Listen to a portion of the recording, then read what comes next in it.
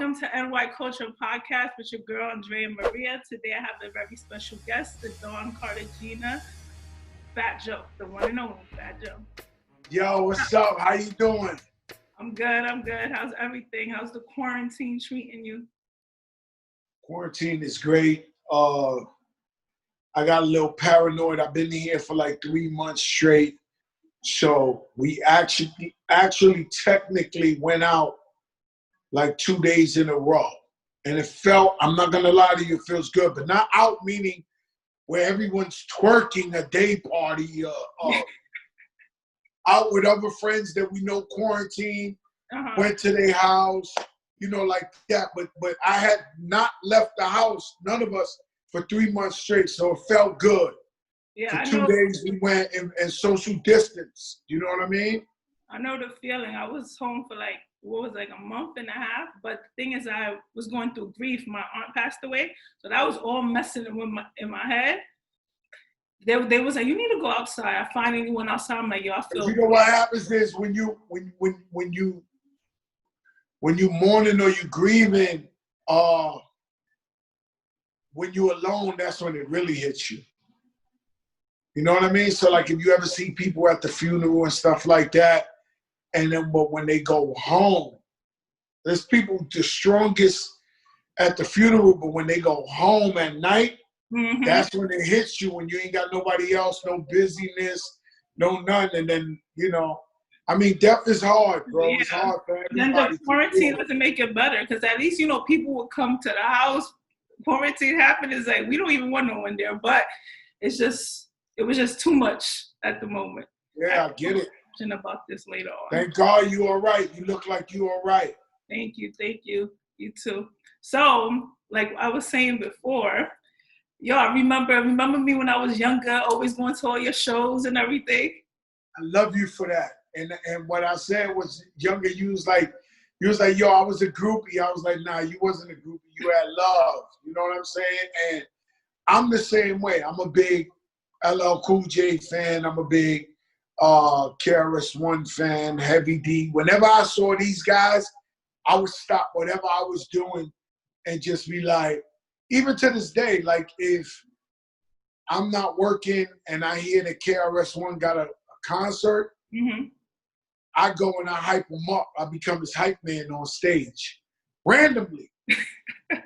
You know what I mean? And the thing is, he's so much my idol that I've come to places out of nowhere. There's no way he knew I was coming, right? So he has a show in Brooklyn, in Coney Island, a big show.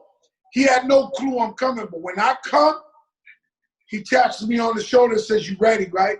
I said, "Yeah." He passes me the mic, like pretty much sons me, like, "Yo, you're the hype man." You the hype man, let's go. No Fat Joe songs, strictly KRS, me hyping them up.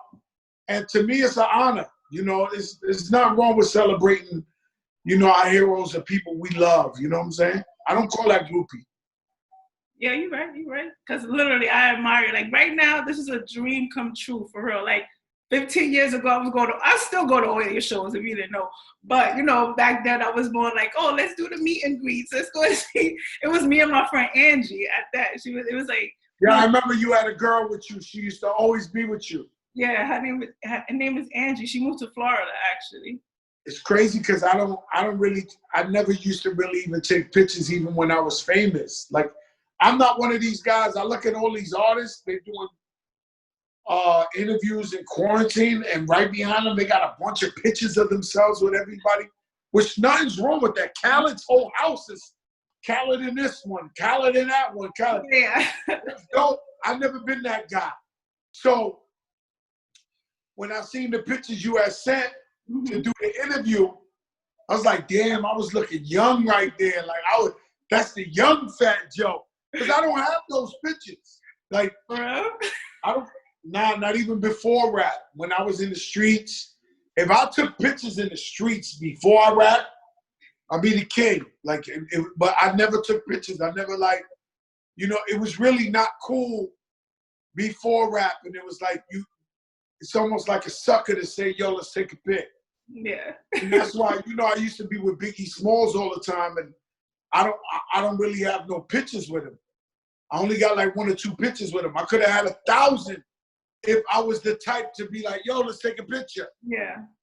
Gotcha. And I got friends So like that. Wait, I heard you had some unreleased songs with Biggie. Is that true or not?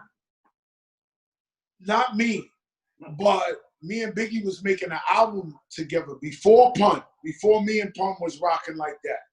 So Biggie was like, yo, I'm the Black Dawn, you the Spanish Dawn. So we started making an album together. It never came out, but we recorded a couple of songs. And the other day, one of the producers sent me a snippet of it, just a little intro.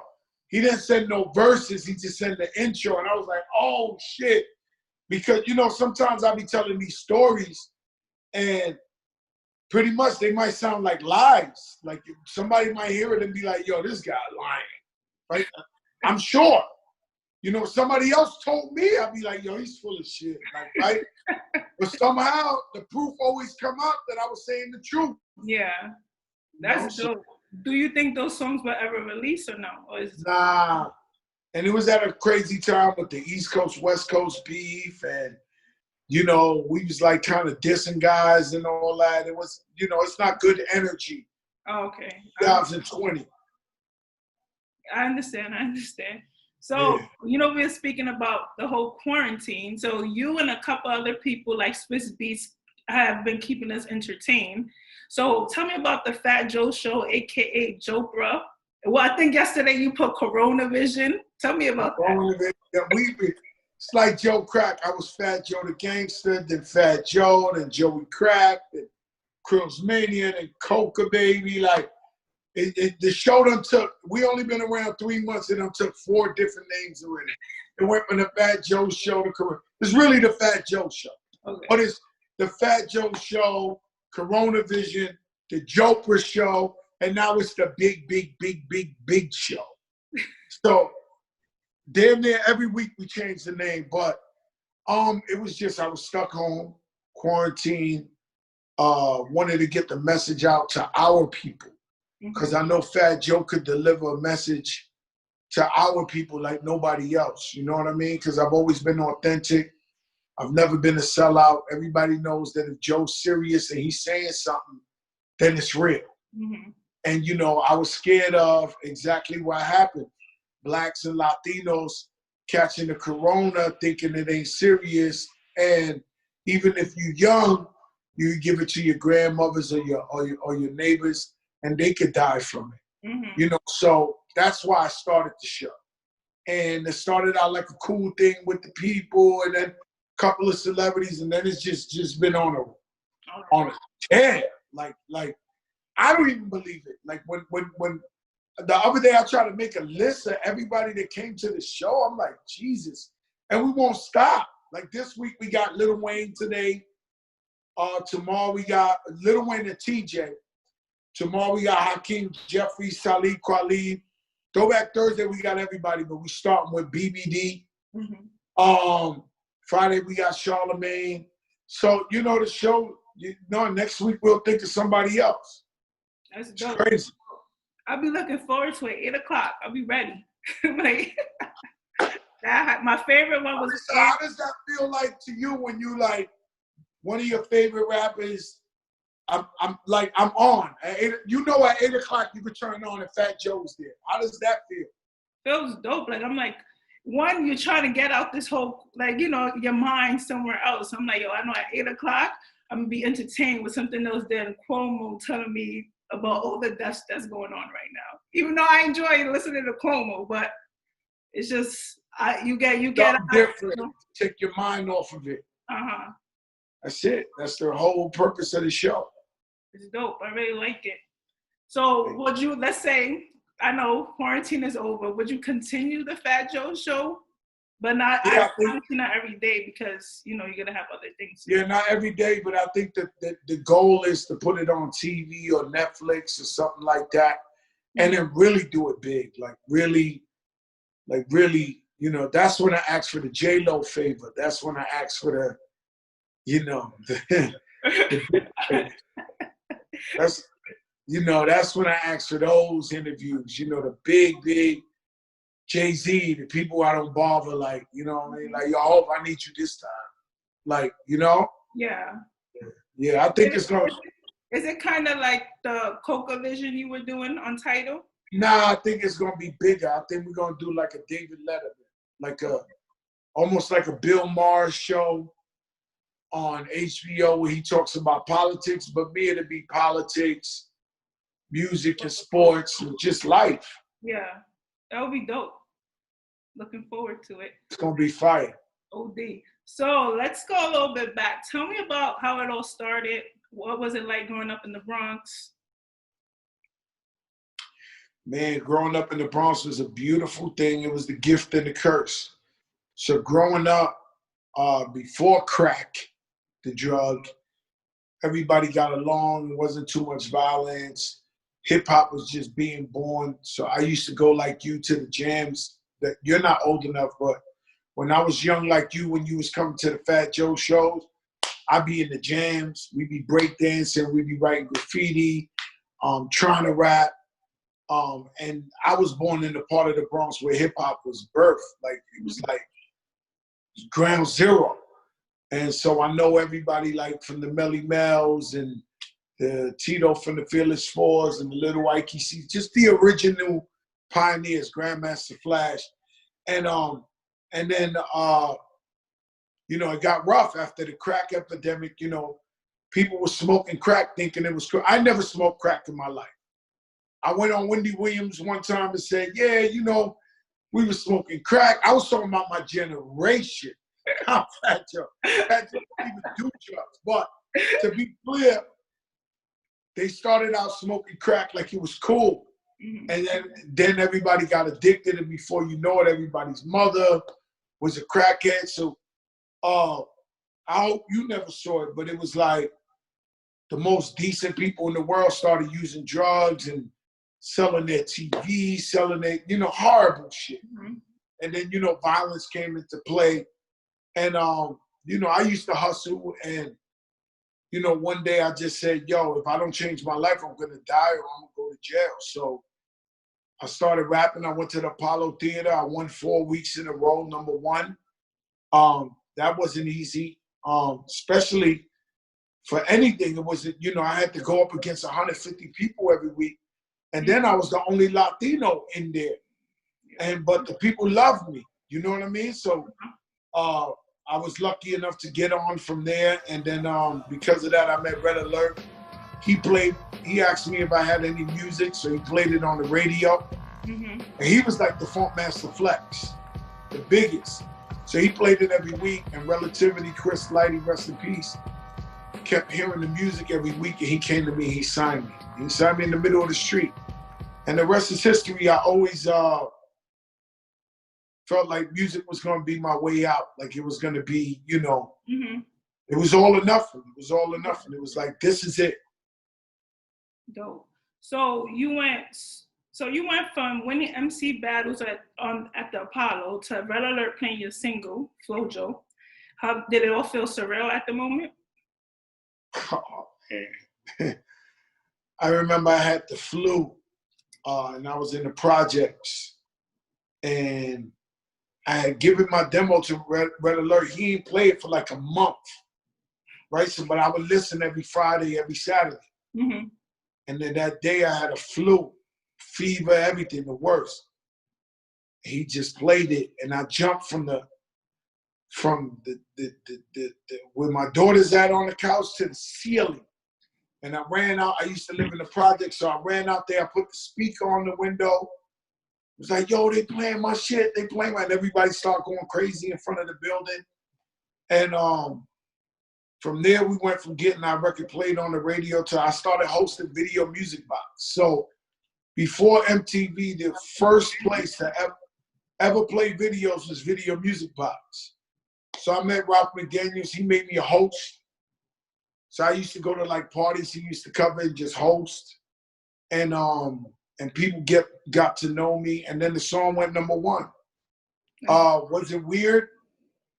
You know, growing up, I was always a popular kid, but it's different when you become the #1, you got a #1 song in America. Fuck the Bronx. Fuck. Because I wouldn't leave the Bronx. Even though I was #1 in America, I would not leave. I just wanted to be in the hood. Mm-hmm. But it went from being, you know, a regular guy to like girls throwing themselves on the car. They was doing like the baby Justin Bieber to me in the Bronx in New York when I first came out. And even though Latinos was a part of hip hop since day one, there was no Latinos rapping like that and had #1 songs. So the Latinos was on some other shit. So you caught it from the Big Pun Fat Joe. But Fat Joe was like the Big Pun before the Big Pun. And then, you know, imagine when we both came together and, you know, Pun is the greatest. You know what I'm saying? He's 100 times better than me. I always say it. So when we had both of us together, it was different. Yeah. So when FloJo comes out, do you realize, like, when you see all the success, have you be like, yo, I finally made it? That's what you say? Or what was your reaction? I definitely thought I made it. But it was like being naive, being naive and thinking like we made it. So there was times in my life where we made it, but I thought you made it and you can never fall off. That's never true unless you're wealthy. So FloJo was good for 2.5 years. I'm going to the clubs and this and that. And then it was like, all right, Biggie came out and Jay-Z. And then it was like, all right, oh, that's that guy who had that cute song. So I had to go back in the studio and prove myself again with my second album. At that, rap had went to a whole different level. So you had Nas, you had Jay-Z, you had Biggie. They was spit and spit. So now I had to, if you go to FloJo, I was kind of whack, but I was just real and people embraced it because they knew, yo, that's that real, hip-hop. You know. Real rap. Not only real hip-hop, like, you know, that boy was getting money in the streets. He's the real. Mm-hmm. Like, you know what I mean? He's the real deal. So I think people really fell in love with me because they, you know, when they did their research, they was just like, nah, he's the truth. Like, he mean everything he's saying. So that was that infatuation at the beginning. But lyrically, I was just like, bust it, check it, watch how I wreck it. You know, I was whack. And so when all these guys came out, I had to study the game and just get lyrically better. You know what I'm saying? So, and step my game up, and I did. That's dope. So when you came out with FloJo, were you were still part of the DITC crew or no? Yes. I came out digging in the crew. I'm still digging in the crates. Okay. To this day, we never broke up. We never had an argument. It's the weirdest thing. Our crew never had an argument. Never. Big L, Lord Finesse, Showbiz, AG, everybody. We never had an argument. Diamond D, OC, never had an argument. To this day, they don't bother me, but when they do, I'm right there. When they're like, yo, Joe, we're going to make an EP, I'm right there. Like, no problem. All the way up to be #1 in America, and I'll be in the studio with Digging in the Crates, rocking. That's love. That's love. Real love. So what was the timeline? Like, when did you create Terror Squad? Well, Terror Squad was a graffiti crew. Okay. So it was my graffiti crew, and Joey Crack was my graffiti name. So when I discovered Pun and the rest of the guys, we was trying to think of names, and Pun was like, "Yo, we Terror Squad, man. You always been TS. Let's just TS," and it sounded dope because we was bringing the terror. It's crazy. When I was younger, I used to go around and be like, yo, I'm Terror Squad without a chain. That was the joke. I'm Terror Squad without the chain? Yes. Yo, let me tell you, man, that to this day, that TS chain, like Drake asked me for a TS chain. Like, you see? Everybody wants the TS chain. Like, because it's like, you got the TS chain, That's dope. That's like the Rockefeller one. Exactly. That's why I said in Family Ties and Pulling, I said the only change that matter is the TS. What did I say on that record? In Pulling out the rise. Well, I said something. So then I said the only change that matter is the rock chain and this. I said it on the record with Lil Wayne. The only change that matter is the rock chain, the rock piece, and this. Because if you think about all the crews had chains, and I'm not disrespecting nobody, but the test of time to this day, they still want the TS chain and they want the Rockefeller chain. Yeah, because they're dope. It's like a distinctive look also. They're dope. Telling you, Terror Squad for the chain. Me and my friend, the one we were speaking about, it was always me and her. We'd be like, yo, we Terror Squad off the chain, yo. So, to speak a little bit about Terror Squad, so how did you and Pun meet? Well, I met Pun outside of Bodega in my hood, my projects. So at first I thought we met like a fairy tale by mistake. I seen him rapping, but when I started like really thinking about it, I said, this dude knew. He knew I'd come to that bodega every day at 5 o'clock and get my Diet Pepsi. And he studied me and he was out there. And it was him and a couple of guys rapping. And they was rapping. And then when I came out, he was like, yo, let me go. I'm like, what is the fatter Puerto Rican dude gonna rap about? I walk up and he just started rapping and he was killing it. Then he just said, snatch the moon out the sky and blow the sun away. Me and my niggas playing hardcore lyrics till I'm delivering. I've never heard nobody do nothing like that. So I was like, oh my God. So I threw him in my Lexus right quick, sat down, told him I'm gonna sign him, and we just started talking about life right there. That night he came to the studio and he jumped on my second album, Jealous One's Envy. So and the rest was history. Did you know from day one how big you and Pun will be? I knew how big we was gonna try to be. Know what I'm saying? So I can't tell you I knew we was gonna go platinum and double platinum and whatever. I could tell you that we was gonna try to be. Like, so me, you know, I've always been an entrepreneur. So I didn't just come in the game just to be a rapper. I came to, you know, make artists and do business. And when I saw what Puff had did with Biggie, I said, this is going to be the Spanish Biggie. We're going to make him a fly guy, sex symbol, and make him rap to the girls, but rap to the streets. So we had the plan. It was up to the people to embrace it. Mm-hmm. Now, you guys was doing your thing back then. You guys both put PR on the map. Like, how did that feel? That was a different feeling, bro. And that was part of the reason. I mean, you hit it on the head. This is a great interview. Thank you.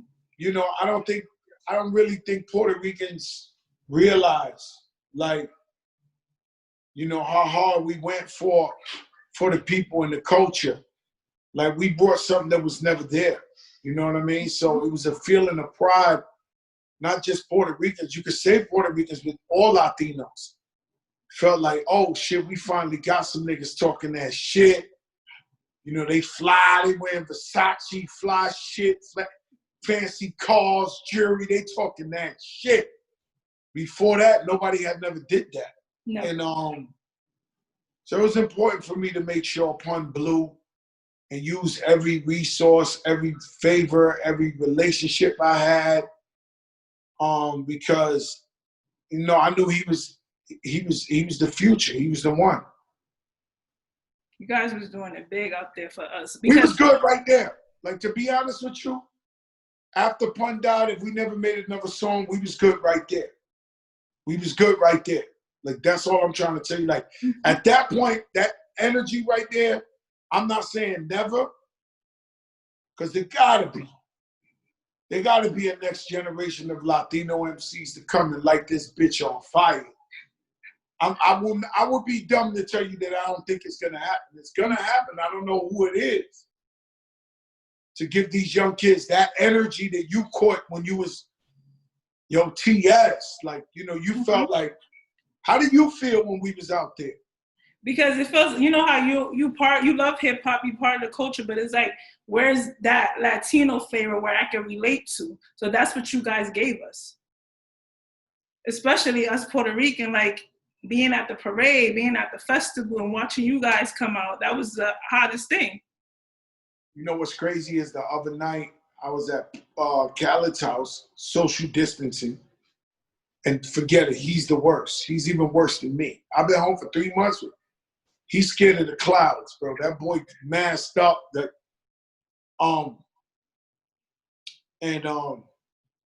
He was like, yo, Fat Joe.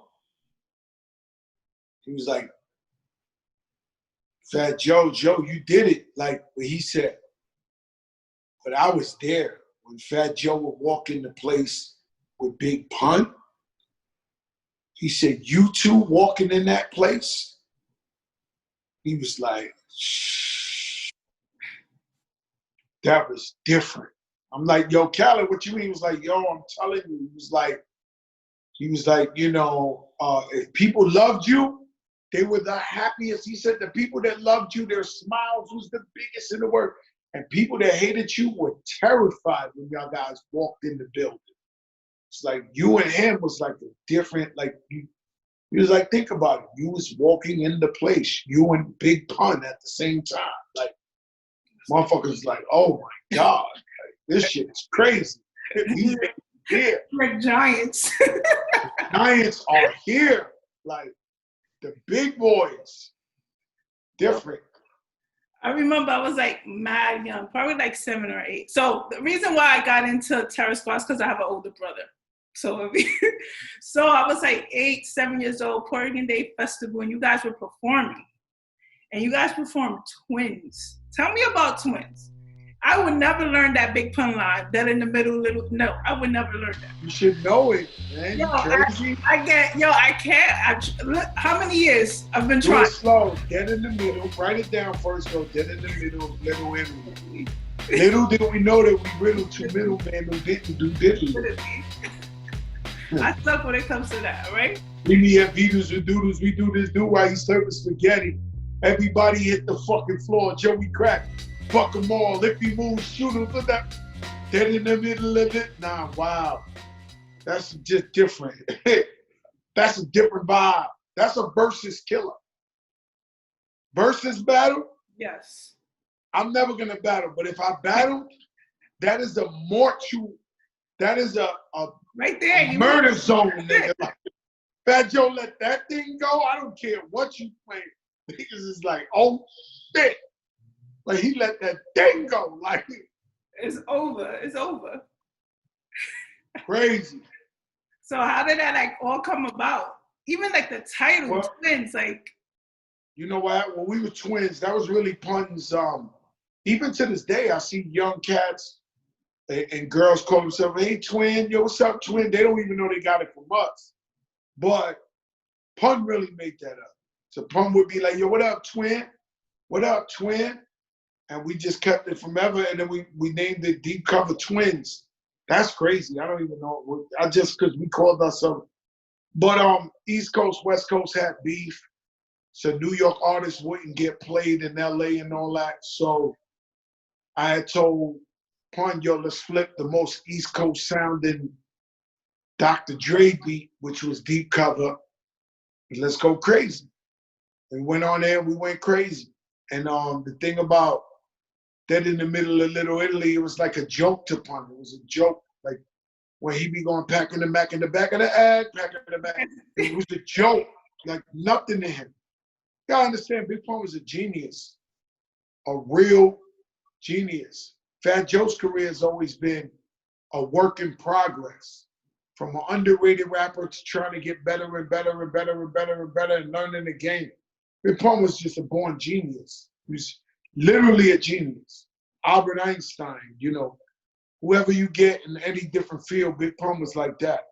Did he know that, or that's what everyone saw? He knew that. He knew that. He knew that. He just needed, I was thinking about it the other day. I said, what would I ask Drake? I got Lil Wayne tonight. I'm going to ask him. I said, I would ask Drake, like, Drake, now we know you're the best, right? And now we know you got 1 million hits, we got everything.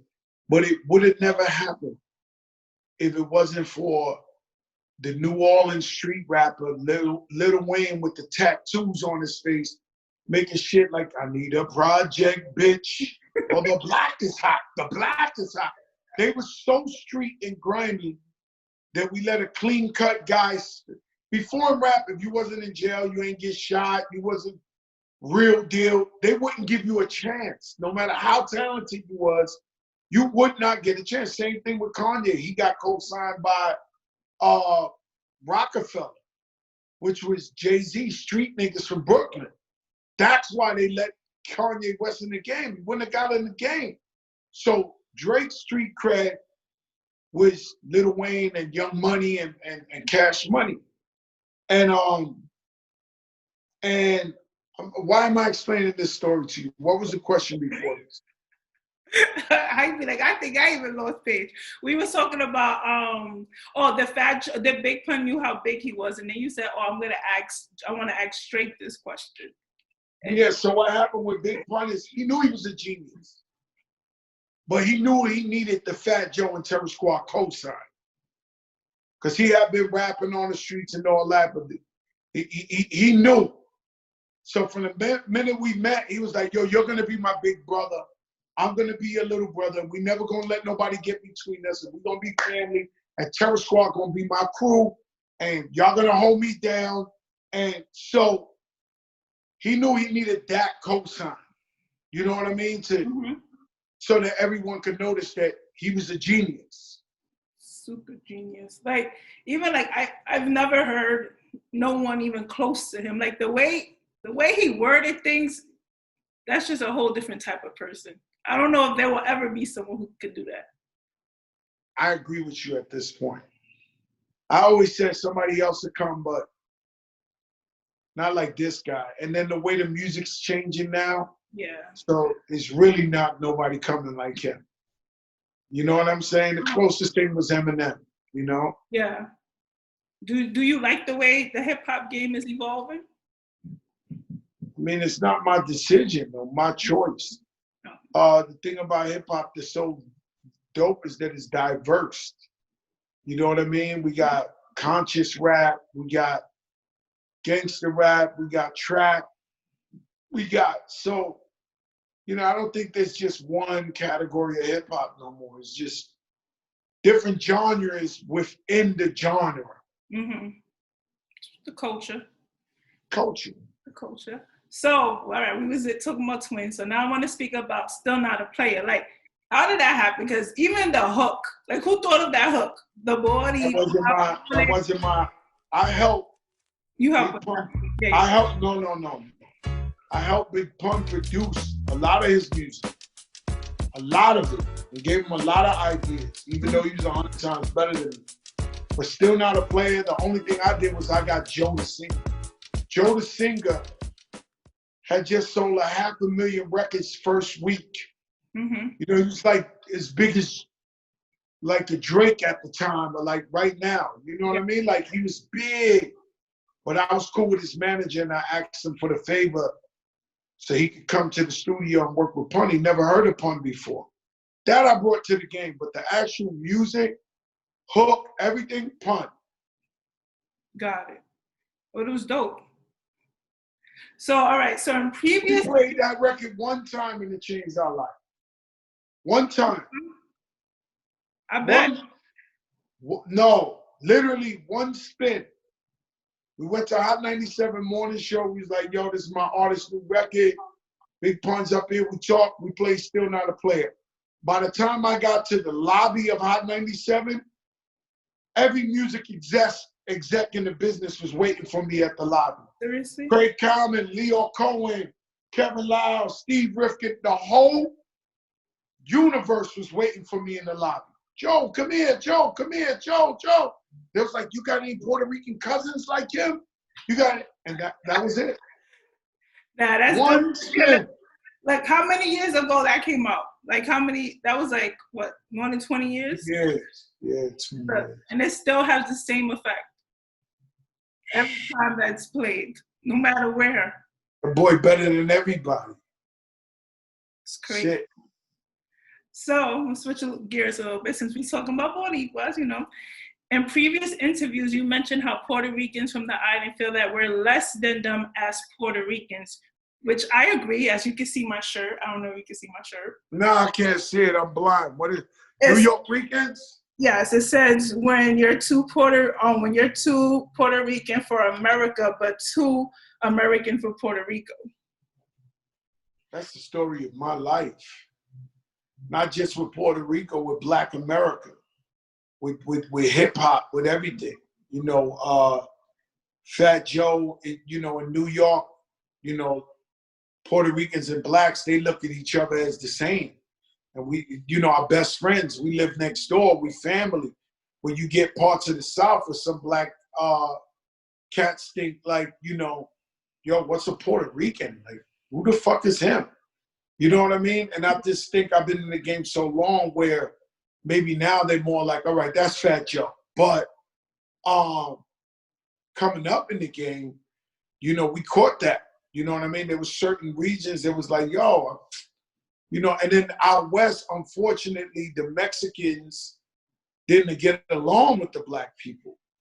So then they was hesitant over there, like, yo, how are we gonna love these Spanish guys' records when we go to war with the Mexicans? So that's been my story in hip hop. I've been too Spanish. I've been too Black for Spanish people and too Spanish for some Black people. It's crazy. I was like a mutt, and I still broke through that shit. So you can imagine every time Fat Joe went platinum, he, you know, I could have been 10 platinum. You know what I'm saying? Because there was people who just wouldn't fuck with me cuz. And then the Boricuas from Puerto Rico, they think we Black. Yeah. Which we do think we Black. But I feel like it's part of the culture, like that New York culture. I feel like it's being urban. You gotta like you know our people. I'm talking about our people, our Puerto Ricans. We know how to be very hypocritical. If you want to speak the real, we know how to be hypocritical. So they come to New York and they party with their New York Puerto Rican cousins, but deep down inside, when they go back, they like, we're not the real Puerto Ricans. And I had an argument when I went to jail for like 4 months. It was almost a riot because it was no New York Puerto Ricans. I did it here in Miami. It was only Puerto Ricans from the island.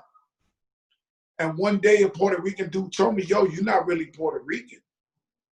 I said, Fat Joe ain't a real Puerto Rican? Like, and I said, so Mark Anthony and J-Lo ain't Puerto Rican?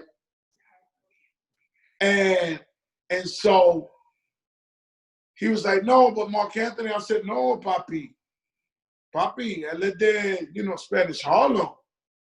Él es de los negros también, como yo, papi. So, you know, that's some hypocrite shit. Yeah. And it's true. They feel like if you wasn't born in Puerto Rico, even though you got the flag outside your window in the Bronx in Brooklyn, it's big as hell.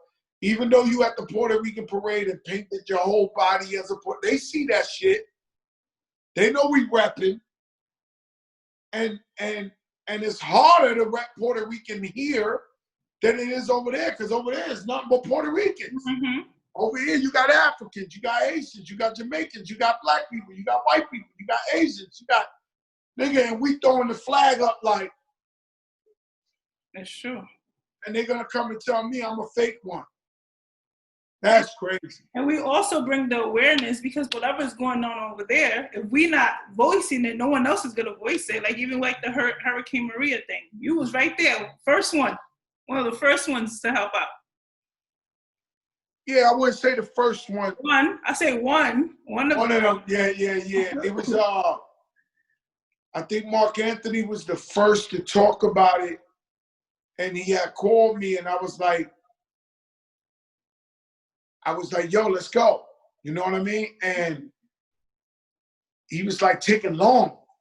And I was just like, yo, and I just kept seeing the devastation on TV. And I was like, yo, we got to do something. What we doing? I'm ready to buy a bunch of generators. I'm ready to let's send a ship full of generators. Let's, and it was just a little bit slow. Even though he did donate it, like they did the concert here, they donated, like I was at the concert, I performed like $40 million, $50 million, but him and J-Lo, but so we gotta help our people, bro. And I was sitting on the couch and watching CNN, and it was really my wife, and she's Colombian. She was like, yo, you better go rep for your people now. And I was like, yo, Ma, she was like, nah, and she don't, she don't play. So she was like, yo, get on that, get on your job now. So I was like, all right, let's go. That's great. That's good though. Like but that's my thing. Is like we're not enough for them, but we out here trying to help you guys out.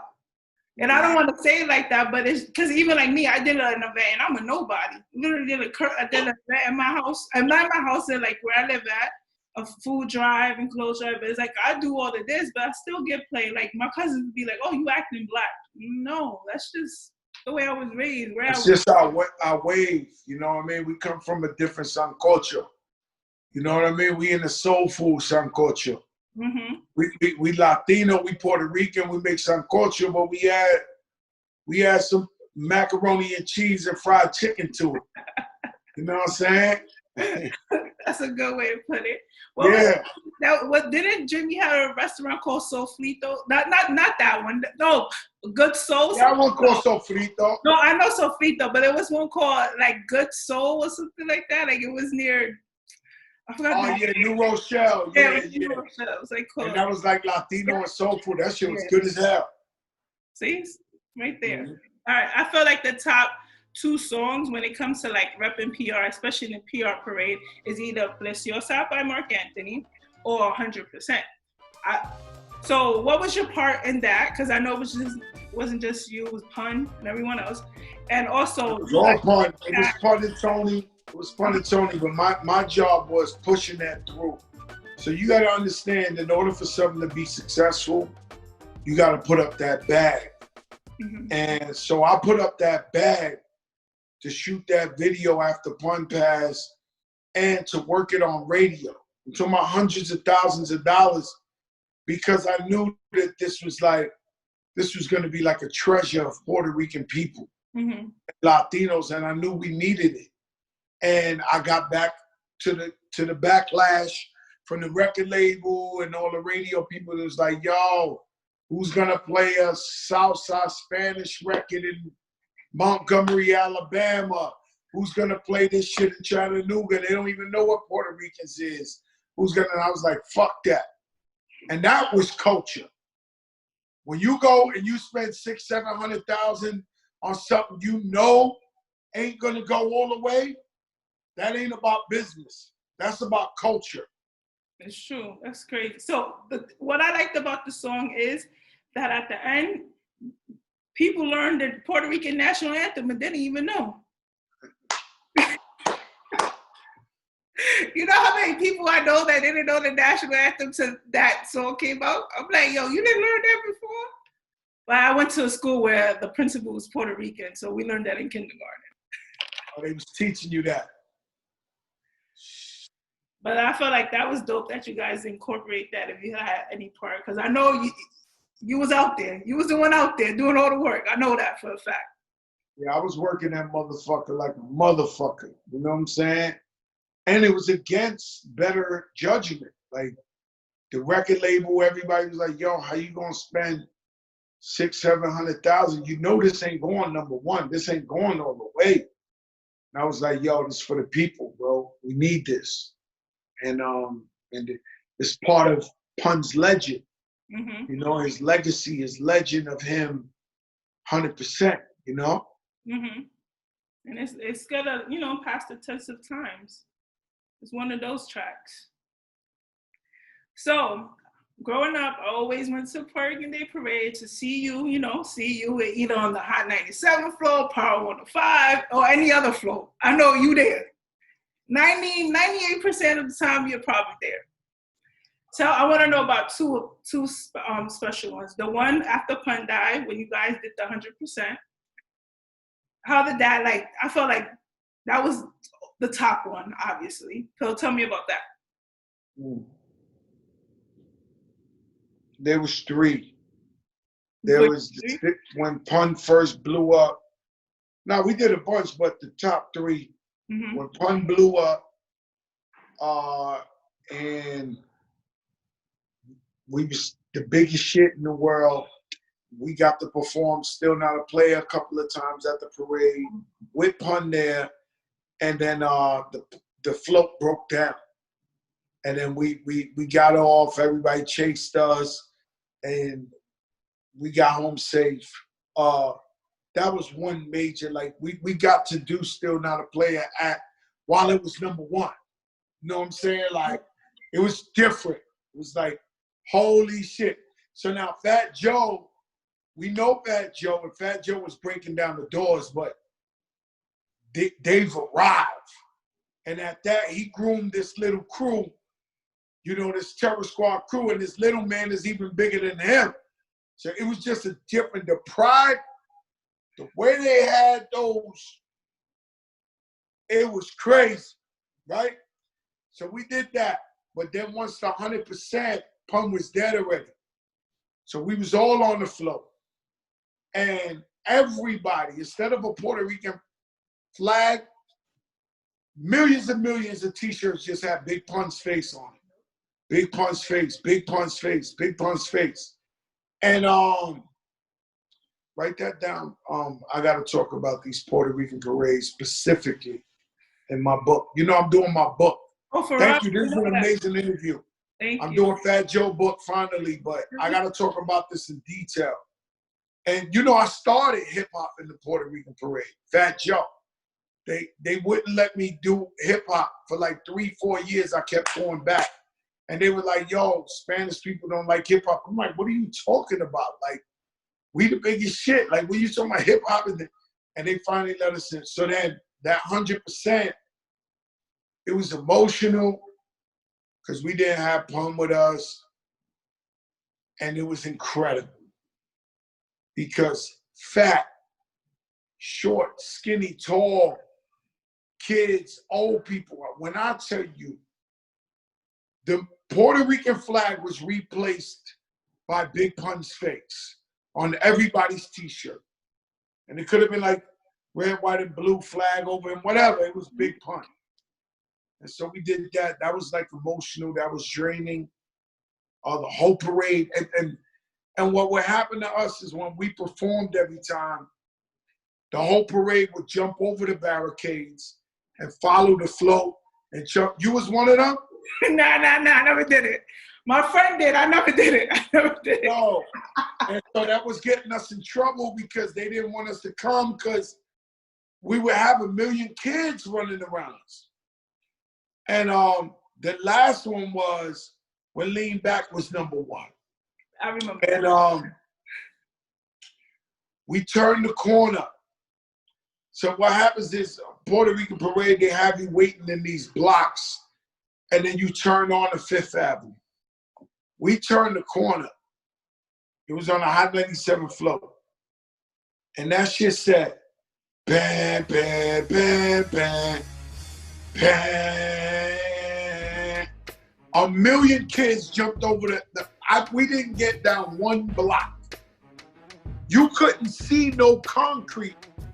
All you saw was people.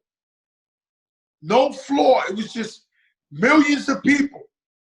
and the police came. They had an orange net, and they was like off the parade, like they didn't let us do the parade.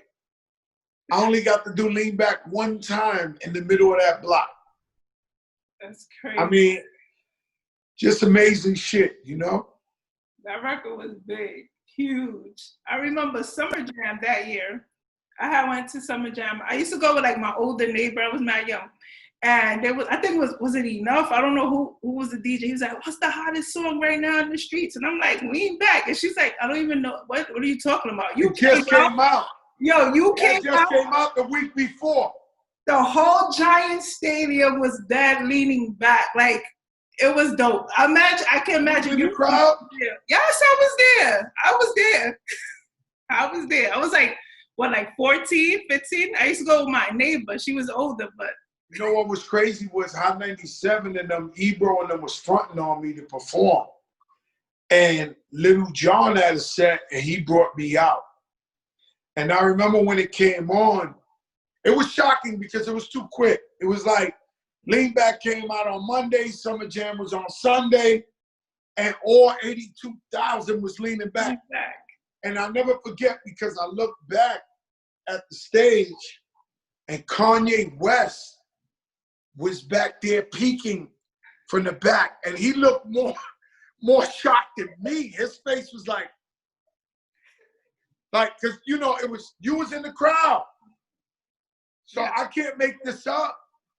See, if I would have told somebody else this story, they wasn't there, they wouldn't believe. They'd be like, yo, this guy's lying. Nah, and it was really crazy because I was like, it was like, what's the hottest song right now? I'm like, yo, lean back. And my neighbor was like, I don't even know that song. What song is that? And then you just come out right then and there, and the whole crowd is like leaning back. I was like, you're the only one who don't know the song then. How crazy it was for you as a fan.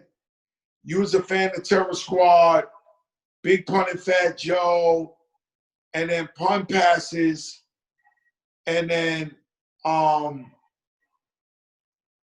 now you left with Fat Joe, right? So we knew Pun was better than Joe, whatever. And then Joe starts dropping hits like We Thuggin', What's Love. What was you thinking at that time? But it's like I still continue because it's you and like it was you and Joe. Now it's like, all right, I mean you and Joe, you and Pun. But now it's like now I have Joe. Like you kept hits after hits. What's Love? Matter of fact, yeah, but what I'm trying to say is when Pun passed, everybody was sleeping on Fat Joe because Pun was bigger than Joe. But what I'm saying to you is like, so when Joe comes back and he's dropping hits, because after that is when I really blew up. That's when I started going double platinum and shit like that. What was it like to you to see the Terror Squad movement, Joe and Pun, then Pun passed, and then all of a sudden, Joe still knocking niggas on the head with double platinum? Like, how did you feel watching that?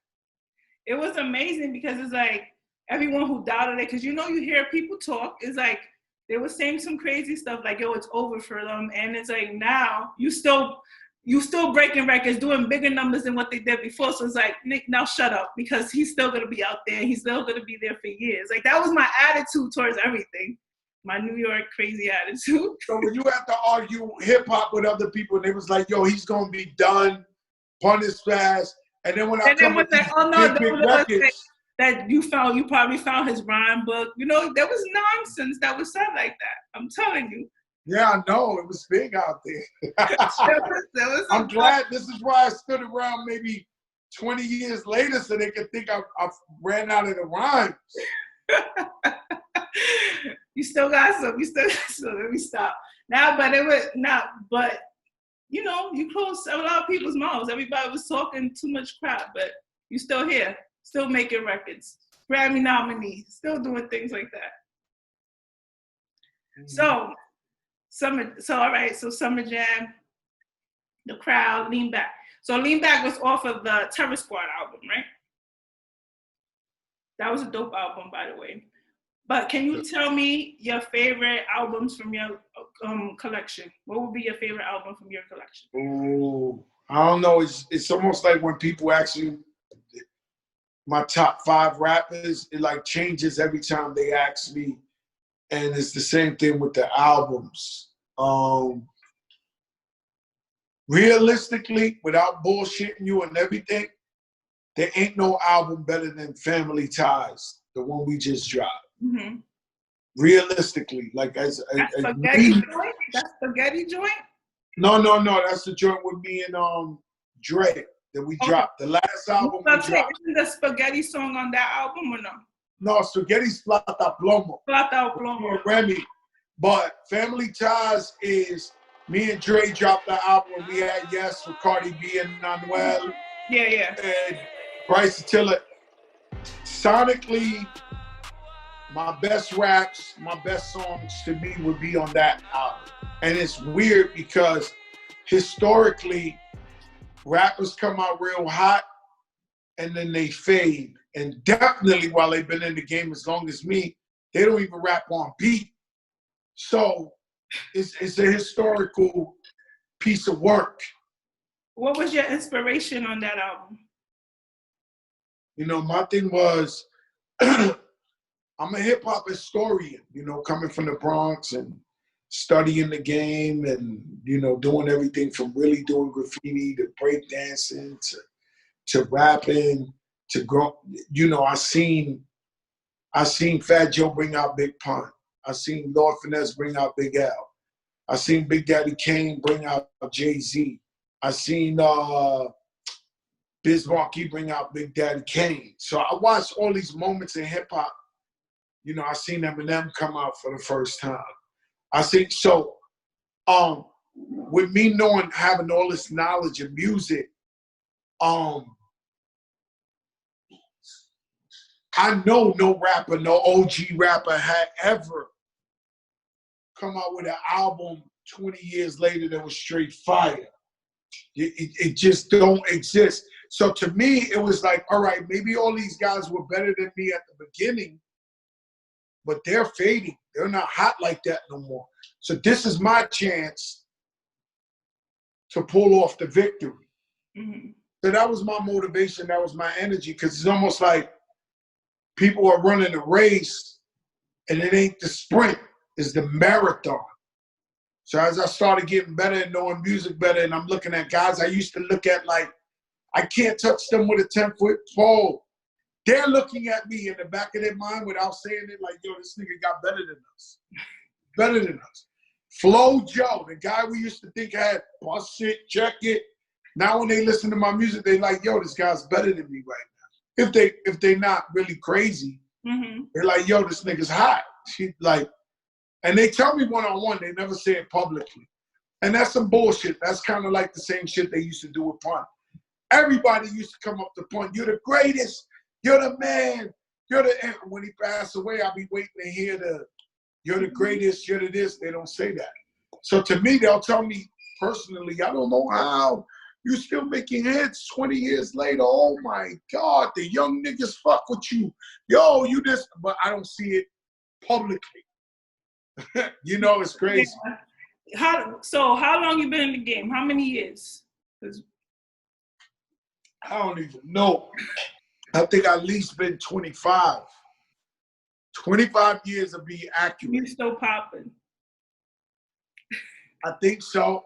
You know what I'm saying? Like, I like to believe it, but you know, I don't like to live in a fake reality. Mm-hmm. You know, but you know, just to give you a stat, with the album we put out a couple of months ago, people still streaming the album 450,000 times a day. That's 500,000 people playing my album as we speak. Like, that's popping to me. That's dope. I could be putting out an album that 5 motherfuckers would be listening to. You know what I'm saying? Yeah. All these years later. Because, you know, hip-hop is young. Mm-hmm. You know, when you see these guys now with their numbers and all that, they're supposed to have the numbers because they're young. And hip-hop is young. So it's just so much harder to be like an OG to get that kind of respect mm-hmm. or that following once you're older. The only guy that gets it like that is like Snoop Dogg or Jay-Z.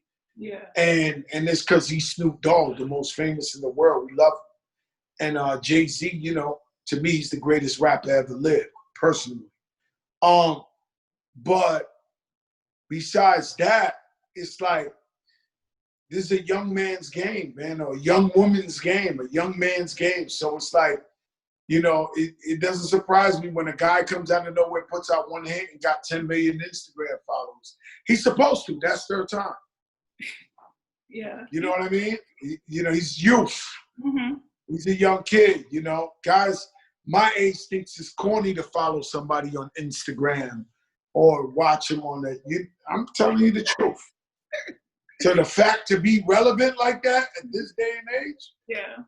And the whole social media too is like, it changed the game also. And I was against it. You know what I mean? I did Instagram. I came to Instagram 4 years later. Everybody was already on Instagram and loved it. I was still, what's that phone I used to have? A BlackBerry with no Instagram. I'd be like, fuck that. I don't need no Instagram. I didn't know what I was missing. Mm-hmm. Especially so I love Instagram. Especially now. Like, if it wasn't for Instagram, like, how would people be doing all this stuff during the quarantine? Like, seriously. People be going crazy if it wasn't for Instagram. Crazy, though. That's crazy. Amazing. So, wait, back to the albums. So, my two favorite albums is Jealous One Still Envy and Loyalty. So, I'm going to tell you about Jealous One Still Envy. The only reason I'm like, yo, that's my favorite album was because when my friends was like listening to NSYNC, I was out there like, yeah, I want to live my lifestyle like in 6th grade. That's crazy. I wrote that song on set of Empire, the movie, with John Leguizamo. See that in the movie theater, okay? That's crazy. And I was on the set, and I would go in my trailer, and I wrote my lifestyle there. Crazy. Great. You know, the funny thing is they was giving Empire the other day on TV. I was like, it's ahead of its time. That movie was really, really dope. I used to get like my older cousins or somebody to take me. That's how I used to get to these places. Crazy. Seriously. So, and Loyalty, what for? So, Loyalty, I'm going to tell you, Loyalty, I love, what was it, Ghetto, Gangsta. Those were my top 2 tracks. But I have another personal story, is that you called yourself the Fat Gangster back then in that album. I think it was like the song with Tony Sunshine. And I always been overweight. And because you called yourself the Fat Gangster, I went around calling myself the Little Fat Gangster, okay? Well, I'm going to tell you something. The Fat Gangster was my original name from Flojo. And they made me change it because they said some stores wouldn't sell my records because they wouldn't sell something that said Fat Gangster. So I had to become Fat Joe. But I was originally the Fat Gangster. That's dope. That's dope. So what was your inspiration behind those 2 albums, Loyalty and Jealous One Still Envy? Jealous One Still Envy, I had to fight for my life. Pun passed away. Everybody was sleeping on me, even my family members, even my best friends, let alone the industry. So I had to come back bigger than ever. Loyalty, we went through a bunch of internal shit where niggas in the crew wasn't being down no more, this and this and that. And, there's a lot of bad rumors running around and shit that wasn't true though. Like, you know what I mean? And it was about loyalty to me. Like, I was just like, yo, how people could talk about me like that? I'm the most loyal guy in the world. Like, you know what I'm saying? So a lot, that was an emotional album for me, Loyalty. You know what I mean? It was more or less like Jealous One Still Envy was like, yo, I got to show people I could do this. Loyalty was more like, man, I can't believe these people trying to shit on me. All I ever did was help everybody. I could not understand it. And, me coming from the Bronx where nobody gave a fuck about nobody ever helped nobody. And I always felt I was trying to help other people and putting them on. And like right now I dropped a record with UFO Feeve and I don't got to do that. I do that because he's a young black, that's nice. You know what I'm saying? And I rock with him. I don't get no money from that. I just do it out of love. So it's always been me. So, you know, I just think years later, people really got to discover Fat Joe, and then you start saying to yourself, yo, how did I believe that shit they were saying about him back at that time? This guy's a great guy. Like, every time I turn around, he's giving back to the community. He's giving back to this. He's always repping our people right. He's just, so it was a real depressing time for me when I did Loyalty. So that whole album, I got to go hear it after this. It was really, really from the heart. It was really from the heart. It wasn't about lyrics. It was about straight pain. You know, shit I was going through. And do you have a favorite track from that album? I gotta listen to it. It's been years since I listened to Loyalty. I love that gangster. Yeah, my daddy was a gangster. I wanna be a gangster. I wanna be a gang. You ever heard that song, Az? You never did, right? We had a bunch of kids and they was going gangster, gangster. My daddy was a gangster. I want to be a gang. So that was basically about little kids that grew up with their fathers being gangster, and they want to be like them. But it was actually a positive story because I talk about a girl who went to jail, and she was the shit, and now she's in a cell. No one hears her hollering. That one.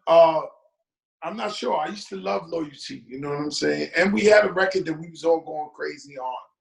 Me, Prospect, Remy, everybody was going crazy on. I love Loyalty. I like that. Well, the other one was called Ghetto. It was like number 7 on the album. Ghetto was there. I was born in the ghetto. Yes. Yeah, that's one of my very few conscious records where I'm talking about what's going on in the world and all that. It's crazy. It's a dope album. Dope album. I loved it. So, matter of fact, you were speaking about like how you've always been a good guy, and I always tell when I speak to people, and I've met a couple of people, and I'm like, yo, Fat Joe is the realest one you will ever meet in the game. He's the realest one. He's the nicest guy. Like even you doing this, you don't have to do it. Like I'm just saying, you're a real nice guy, and I appreciate it for real. Thank you. So let's switch gears. So you brought us some huge artists like Big Pun, French Montana, DJ Khaled, Remy Ma. Who else you have under your sleeve for us? Well, I got Angelica Villa. She's a young girl, Dominican girl. She's fire. You need to be in on her. All right, so Remy comes home. Y'all drop All the Way Up, and you guys, the record is huge. Grammy nomination and all. How did it all feel? Better than ever. I don't know how. I don't know how they describe that to you because you know me and Ram, we had fell out. Then she went to jail, and then she came home, and we hung out one time, and it was just like, and the magic was just there. And it was like, so, you know, we know each other. You know, it's me, Remy, and Pun. So whenever I'm with Remy, it's like Pun is there. I don't know how to explain this to you. Like, when Pun was alive and we was work, you know, it would be me, Remy, and Pun. You know, everybody else was his best friends. The other guys was his best friends. But as far as working, it was always me, Remy, and Pun, like working. Like we're in the studio or writing in the crib. So whenever I get with her, it feels like Pun is there. Mm-hmm. I don't know how to explain it to you. And like, me, Remy, and Pun think the same way. Got it. Like, you to me, I feel like lyrically, she's like the female version of him. Like, yeah, it's just the way we think, like our DNA. So we was around each other so much that we think the same. So I did a show for BX Fight Club you know, they had them fights, and they asked us to perform, and I went for free in the Bronx. And when I performed, I brought Remy out with me, and motherfuckers went crazy, like Fat Joe. You know, it's that big pun Fat Joe effect. When Remy came on there and she was with Joe, when I tell you them niggas was acting like animals though, like banging on them, like couldn't believe it, like, oh shit, no way, this nigga's. But that was just a show that I said, yo, Ram, for the BX for free, come rock. And it was just different. And I remember Papoose, so we walking out the thing, Papoose kept screaming at me like, yo, it's different. It's different when y'all together, it's different. This shit different. This shit different. Like, he was just hyped. Like, you know, because she was doing shows, I was doing shows, but when we did that together, the energy was like, niggas was going crazy, man. And so Papoose was like, yo, this is different when y'all together, it's different. It's a different vibe. And so I walked her to the car. She walked it. She was in the truck. And then out of nowhere, I remember it was snowing. So out of nowhere, the window came down. And she put the thumbs up. So I was like, yo, Ram. I said, yo, Ram, what you saying? She was like, I said, what you saying, Ram? She's like, start cooking up. Start getting the music ready. And that's how it happened. After that, I went to Miami, got with Cool and Dre, started getting the records together, coming up with concepts and hooks and this and that.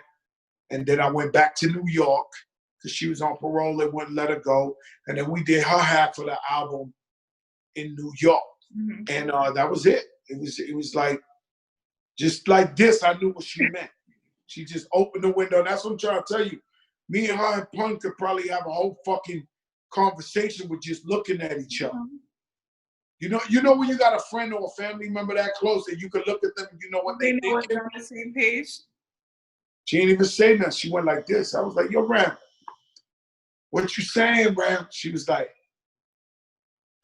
so what you saying? She was like, yo, go in Miami, start cooking. It's like, oh, she came. So you gotta say. She came home and she went straight to work, boy.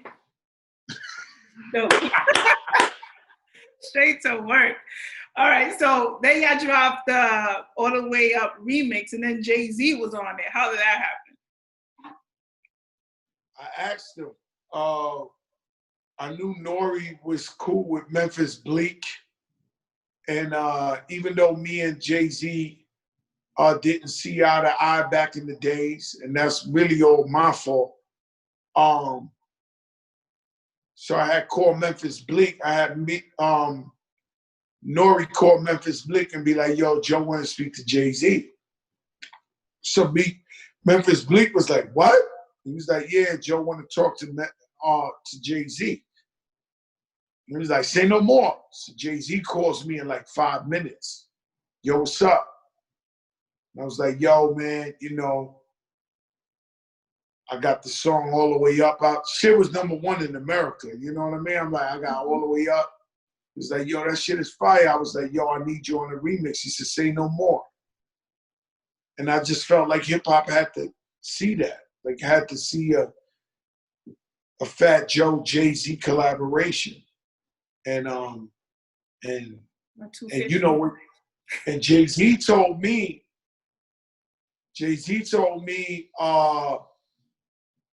just us, nobody else on there.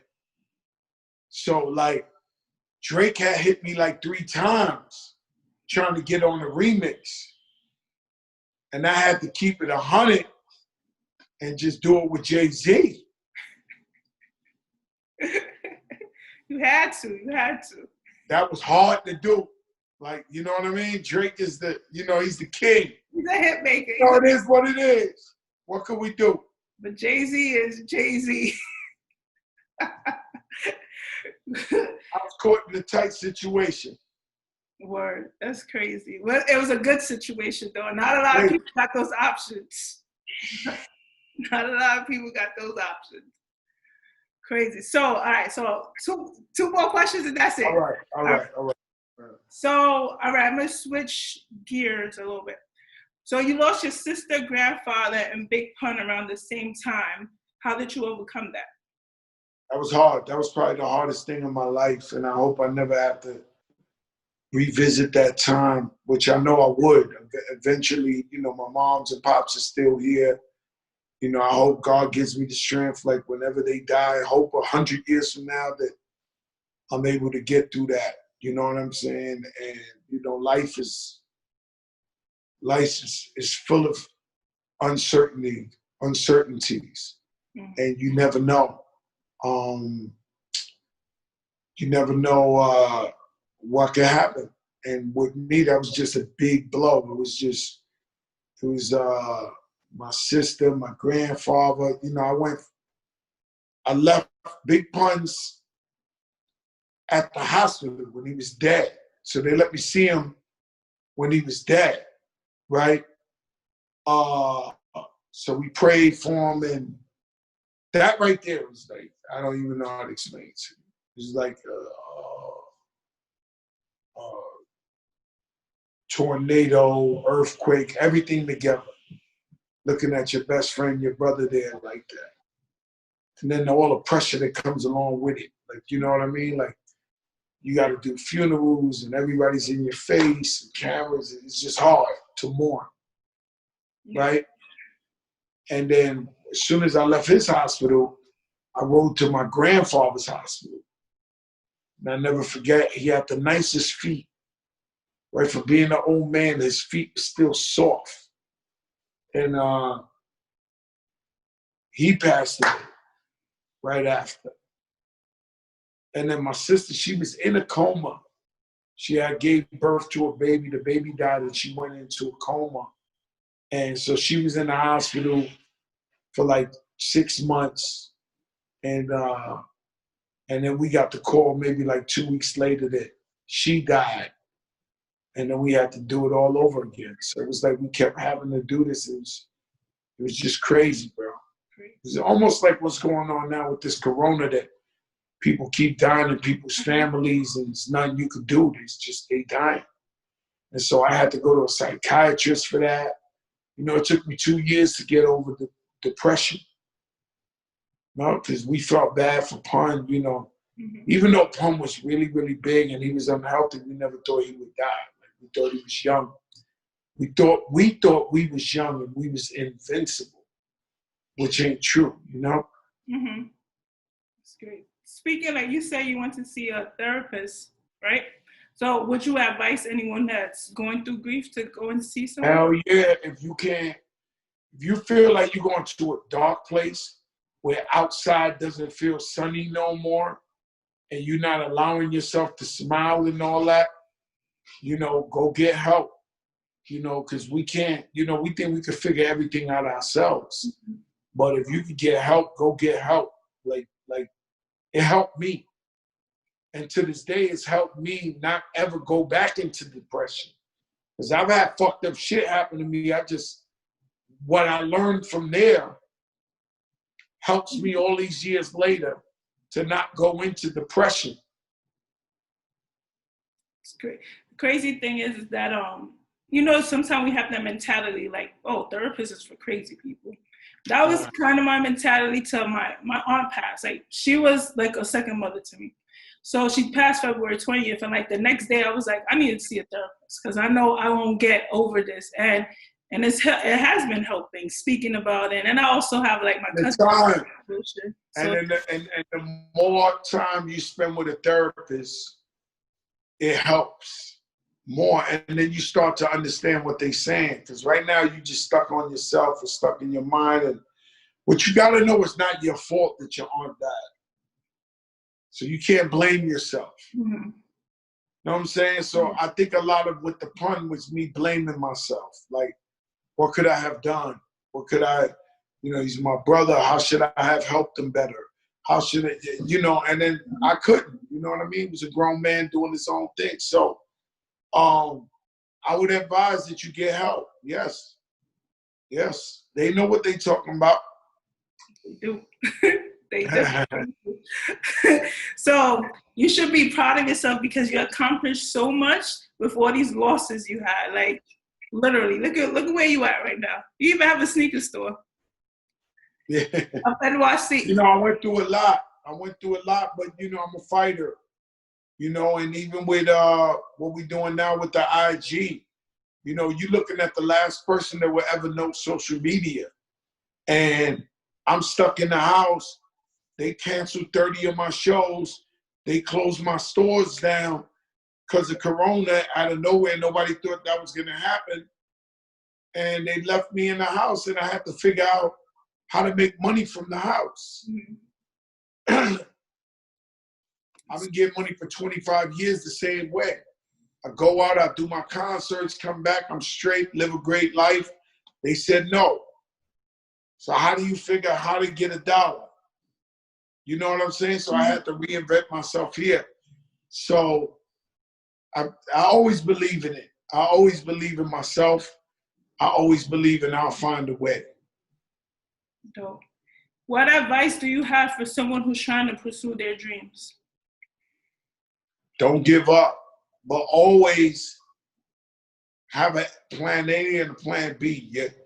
Your plan A is the meats and potatoes, the shit that's really gonna pay the bills. If you're a dentist, hygienist, stay dentist, hygienist. But go and get acting lessons in the weekend or something like that. Don't, you know, always go for your dream, but keep your main one, your main thing first. I gotta go. I love you. You stay safe. Thank you this so ain't much. the last time we're gonna talk. This was one of my best interviews ever. Thank you, Joe. All right. Thank you. All right, Mama. All right, bye.